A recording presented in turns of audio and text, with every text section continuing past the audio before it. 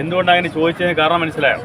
അതായത് കഴിഞ്ഞ ദിവസം പത്രം വായിക്കത്തില്ലല്ലോ, നല്ല ശീലമില്ലല്ലോ. അതുകൊണ്ടാണ് ഞാൻ പറയുന്നത്.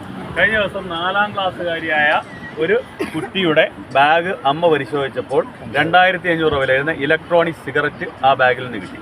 ആ 4ാം ക്ലാസ്സുകാരിയായ 9കാരിക്ക് എവിടെ നിന്നാണ് ഇലക്ട്രോണിക് സിഗരറ്റ് കിട്ടിയത് നമ്മൾ ചിന്തിക്കണ്ടേ? എവിടുന്ന് കിട്ടി? 8ാം ക്ലാസ്സുകാരിയായ ബാഗ് പരിശോധിച്ചപ്പോൾ MDMA. എന്താണ് MDMA അറിയോ? മാരകമായ മയക്കുമരുന്നായിട്ടുള്ള MDMA ആണ് 8ാം ക്ലാസ്സുകാരിയായ ബാഗ് പരിശോധിച്ചപ്പോൾ കിട്ടിയത്. ആ കുട്ടി ആത്മഹത്യ ചെയ്തു. കാരണം എന്താണെന്ന് അറിയണ്ടേ? 8ാം ക്ലാസ്സുകാരി ആത്മഹത്യ ചെയ്യുന്നതിന് കാരണം എന്തായി? ആ കുട്ടിയെ ഈ MDMA ചെറുതായിട്ട് കൊടുത്തിട്ട്, ക്രീം ബിസ്ക്കറ്റിനകത്ത് MDMA കൊടുത്തിട്ട് ആ കുട്ടിയുടെ നഗ്നമായ ഫോട്ടോ എടുത്തു. ആ ഫോട്ടോ കാണിച്ചുകൊണ്ട് ആ കുട്ടിയെ ഭീഷണിപ്പെടുത്തി ഈ MDMAയുടെ കാരിയറാക്കി മാറ്റി, എന്നുവെച്ചാൽ വിൽപ്പനക്കാരിയാക്കി മാറ്റി. 13ാമത്തെ ദിവസം ആ കുട്ടി ആത്മഹത്യ ചെയ്തു. അപ്പോൾ ഇതൊക്കെ പത്രത്തിൽ വരുന്ന വാർത്തകളാണ്, ഞങ്ങൾ കേസെടുക്കുന്നതാണ്. അപ്പോൾ നിങ്ങൾ ദയവായി എന്ത് ചെയ്യണം? നമ്മളുടെ മക്കളുമാരെ കെയർഫുൾ ആകാൻ വേണ്ടി നോക്കുക.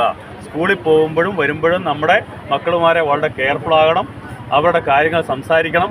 ഒരു ഫ്രണ്ട്ലി ആറ്റിറ്റ്യൂഡ്, അതായത് മക്കളുമാരും അമ്മയും തമ്മിലൊരു ഫ്രണ്ട്ലി ആറ്റിറ്റ്യൂഡ് വളർത്തിയെടുക്കണം. സംസാരിക്കണം, അവരുമായിട്ട് സംസാരിച്ചുകൊണ്ടേയിരിക്കണം. അതുപോലെ തന്നെ ആവശ്യമില്ലാതെ മൊബൈൽ ഫോണുകൾ കൊടുത്ത് കളിപ്പിക്കേണ്ട. കൊച്ചു കുഞ്ഞുങ്ങളിപ്പോൾ മൊബൈൽ ഫോൺ കൊടുത്താലേ അവർ ആഹാരം കഴിക്കും. ആ ശീലമേ വേണ്ട. കാരണം കഴിഞ്ഞ ദിവസം കണ്ടോ അമ്മയുടെ കഴുത്തറുത്തത്? 14കാരൻ അമ്മയുടെ കഴുത്തറുത്ത കണ്ടോ? ഇവിടെ 14കാരനായിട്ടുള്ളൊരു കുട്ടി, അല്ല 8ാം ക്ലാസ്സിൽ പഠിക്കുന്ന കുട്ടി തൊട്ടപ്പുറത്ത് ആത്മഹത്യ ചെയ്തു. എന്താ കഴിച്ചതെന്നറിയോ? ആ അമ്മയുടെ മൊബൈൽ ഫോണിലെടുത്ത് കളിച്ചിട്ട് 1.87 ലക്ഷം രൂപയാണ് ഗെയിമിങ്ങിലൂടെ നഷ്ടപ്പെട്ടത്. 1. 2, ആ കുട്ടി കളിച്ച ഓൺലൈൻ ഗെയിമിങ്ങിലൂടെ അവനെ കഴുത്തിൽ കുരുക്കിട്ട് ആത്മഹത്യയിലേക്ക് നയിച്ച ഗെയിമിങ്. അപ്പോൾ നമ്മൾ ഈ പബ്ജിയും ഫ്രീ ഫയറും എന്നൊക്കെ പറഞ്ഞ സാധനങ്ങൾ കളിപ്പിക്കുമ്പോൾ നമ്മുടെ മക്കളുമാരെ നഷ്ടപ്പെടുമെന്നും നാളെ നമുക്കെതിരായിട്ട് അവർ വിരൽ ചൂണ്ടുമെന്നും കൂടെ ആലോചിക്കണം. അപ്പോൾ ഇത്രയും കാര്യങ്ങൾ ഞാൻ നിങ്ങളുടെയൊക്കെ പറഞ്ഞു തന്നത് നിങ്ങളുടെ അറിവിലേക്കാണ്. കഴിഞ്ഞ ദിവസം കണ്ട ഒരു കാര്യം കൂടെ പറയാം.